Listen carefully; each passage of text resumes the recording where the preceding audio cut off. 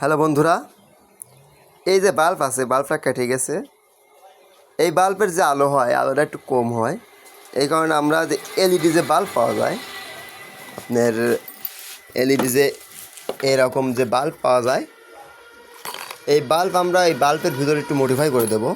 এই বাল্ব খুলে দিয়ে এই যে আপনার ফগ লাইট আছে, এই ফগ লাইট এটা সাদা হলুদ, আবার সাদা হলুদ একসাথে হয়ে থাকবে। আবার আপার টিপার দিলে আলো লাভ পারবে, সাদা হলুদ টিপটাপ মারবে।